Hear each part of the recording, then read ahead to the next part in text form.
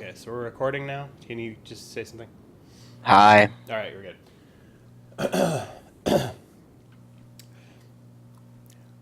What's up, guys? So it turns out that we missed a couple of things this week, so that's why you hear that weird noise all of a sudden in the middle of our news segment. I'm here with Forsaken. We're doing a little extra breakdown. Uh, Yo. yeah. Say what's up, Forsaken. Hi. I'm here, and it's, as opposed to usual, it's morning right now. Yeah, I know. It's Yeah. pretty great. We're doing this at a weird time. So at the Division game, tweeted out a couple of links to blog entries on the official website, and I happened to miss them. Um, Normally, I have Google Alert set up, so I didn't show up in my feed, and the Ubisoft blog never shows up in my feed. But I did check. I normally check the blog anyway, like the day before we go to air, and then of course, because I'm paranoid, like an hour before we go to air. Um, so you'd think I would notice these new blog entries. However, I go to the US version of the site, and it turns out that the US version of the site is not being updated as regularly as the UK version of the site. So we missed a couple articles. I just wanted to do this little insert and go over those with Forsaken. So the first one up is by Martin Holtberg, Massive's resident IP developer, who is schooled on military, pandemic, and survival themes. And it covers a research trip to New York he took, I think by the Super Bowl references, that was 2 years ago. Because they're talking about the Super Bowl being in New York, and obviously it wasn't in New York this time, it was in Arizona. So, I totally knew that.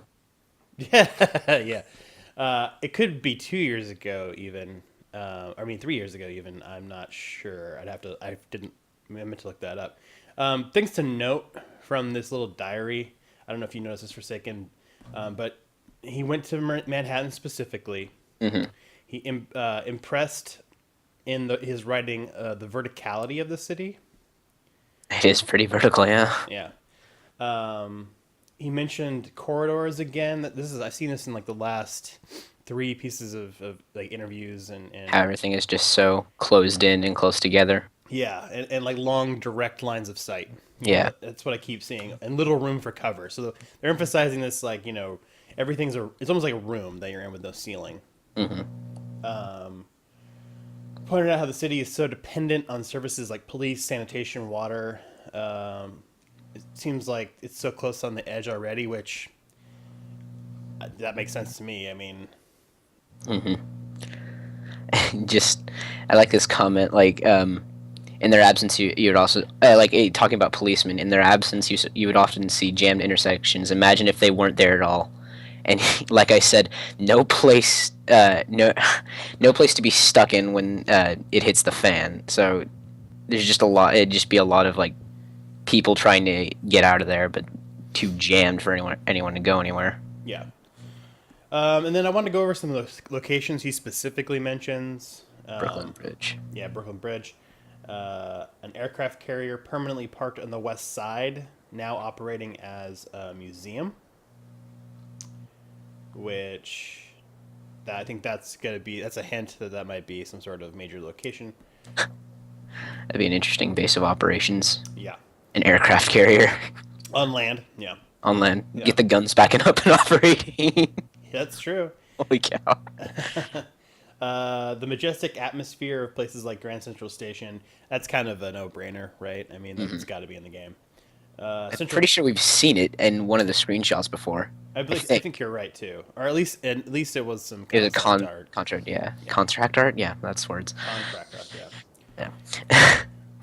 The majestic atmosphere, so the Central Park, which I also thought was kind of a gimme, but he sells it by saying like it's a stark contrast with fantastic locales, especially during winter. And then that when he said that, it actually threw a whole bunch of mental images from film. Uh, Ironically, one of them being Home Alone I was 2. about to say that. I was about to say Home Alone Well, 2. it's got some gorgeous shots of Central Park in winter. It really does. Like that movie's. I mean, it's not going to win any awards or anything, but for people born in the '80s, it's got a special place in our heart. I'm trying to think. Oh, and then there was the community review, right? Oh yeah. So that was the first blog entry, and then the second one was community questions, and there really wasn't anything in there that was significant. Mostly personal questions about how they would deal with an event like this, which is a very long answer. I don't know if you bothered to read that. I did. It was very long, and it just didn't talk about the game at all. Yeah. Unfortunately, Yeah. guys, come on. Yeah, that's not really anything that, I mean, anyway, I tried to find a positive spin on it. The thing that I thought was the most interesting, and it was just a 2-sentence response, was, will there be zombies in this game? And they gave the answer that I expected, which was no. This is a Tom Clancy game, and because of that, it's got to be authentic, and it's got to be realistic, and zombies don't fit in that, bucket. Zombies. Yeah. Everybody loves them, right? Because it hasn't been overplayed at all yet. No, not at all. I'm probably still, if I ever have a chance, gonna make one. Yeah. So that's about it. But we just wanted to cover it, and that's why we didn't talk about it this week, and also why the episode's a little late. So appreciate you guys listening, and I'll let you guys get back to the rest of the show where we kind of look like fools because we didn't know about these blog posts. But Because we are fools as well. Well, we are fools. That is true. All right, guys. Bye.